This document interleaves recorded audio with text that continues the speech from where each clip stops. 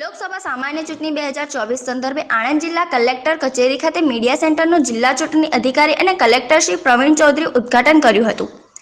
આ પ્રસંગે જિલ્લા ચૂંટણી અધિકારી શ્રી મીડિયા સેન્ટરનું રસપૂર્વક નિરીક્ષણ કરી માધ્યમો સાથેના સંવાદમાં તેમણે જણાવ્યું હતું કે લોકસભા સામાન્ય ચૂંટણી દરમિયાન જિલ્લાના મીડિયા પ્રતિનિધિઓ અને સામાન્ય નાગરિકોની ચૂંટણીલક્ષી વિગતો નિયમિત રીતે ઉપલબ્ધ કરાવવા માટે મીડિયા સેન્ટરનો પ્રારંભ કરાયો છે।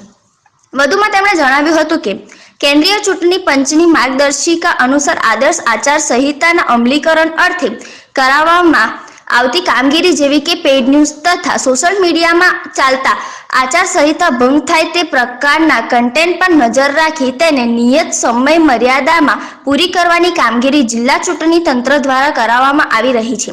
આ પ્રસંગે જિલ્લા ચૂંટણી અધિકારી શ્રીએ જિલ્લાના નાગરિકને સી વિજિલ એપ વધુમાં વધુ ઉપયોગ કરવામાં અપીલ કરી હતી, જેના થકી લોકશાહીના મહાપર્વમાં આદર્શ આચારસંહિતાનું અમલ કરાવવામાં ચૂંટણી તંત્રને સહયોગ કરાવવામાં મદદરૂપ નીવડે તેમ તેમણે વિશ્વાસપૂર્વક જણાવ્યું હતું।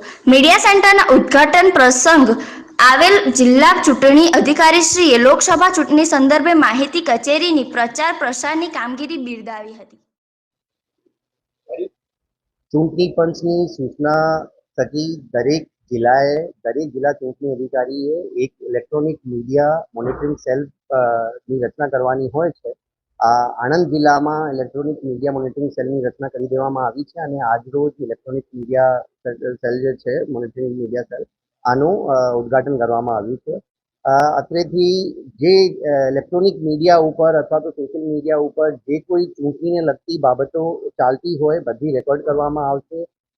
ફોર એક્ઝામ્પલ કોઈ ચેનલ ઉપર કોઈ પેડ ન્યૂઝ આવે તો પેડ ન્યૂઝ એક ગુનો છે, આપણે બધાને જાણીએ છીએ। તો પેડ ન્યૂઝ વગેરેની બાબતોનું પણ મોનિટરિંગ અહીંયાથી માહિતી વિભાગના અધિકારી કર્મચારીઓ દ્વારા કરવામાં આવશે। આ ઉપરાંત પણ આચારસંહિતાના ભંગ બાબતની પણ કોઈ ફરિયાદ કોઈ ન્યૂઝ ચેનલ ઉપર ચાલતી હોય તો તરત જ અહીંયાથી પણ ફ્લાઇંગ સ્ક્વોડ અને કન્સર્ન EROશ્રીને માહિતી આપવામાં આવશે, જેથી કોઈ પણ આચારસંહિતાની ભંગ બદલ પણ કાર્યવાહી કરી શકીએ।